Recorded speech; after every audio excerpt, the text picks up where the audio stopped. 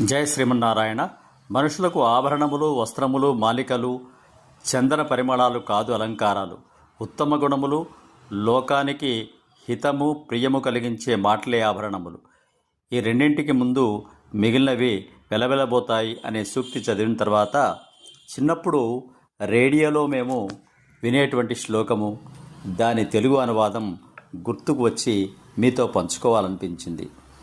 కేయూరాణి నభూషయంతి పురుషం హారాన చంద్రోజ్వలా న స్నానం న విలేపనం న కుసుమం నాలంకృతా మూర్ధజా వాణ్యేకా సమలంకరోతి పురుషం యా సంస్కృతా ధార్యతే క్షీయంతే ఖలు భూషణాని సతతం వాగ్భూషణం భూషణం క్షీయంతే ఖలు భూషణాని సతతం వాగ్భూషణం భూషణం అనే సంస్కృత శ్లోకము.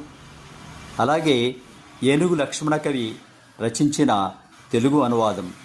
భూషలు కావు మర్త్యులకు భూరిమయంగదతారహారముల్ భూషిత కేశపాశ మృదు పుష్ప సుగంధ జలాభిషేకముల్ భూషలుగావు పూరుషుని భూషితు చేయు పవిత్రవాణి వాగ్భూషణమే సుభూషణము భూషణముల్ నశించునన్నియున్.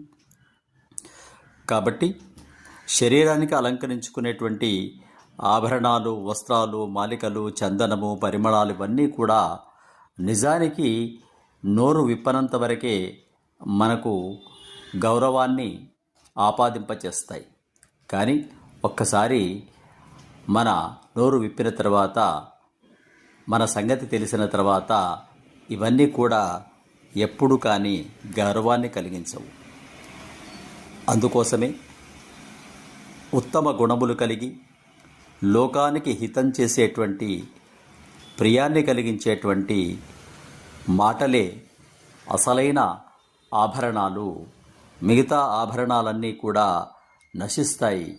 కానీ వాణ్యేకా సమలంకరోతి పురుషం, ఆ చక్కని పవిత్రమైనటువంటి ఆ వాక్కు మాత్రమే చక్కగా పురుషుని అంటే మానవుని అలంకరింపచేస్తాయి. మానవులు మాత్రమే మాట్లాడగలుగుతారు, జంతువులు మాట్లాడలేవు.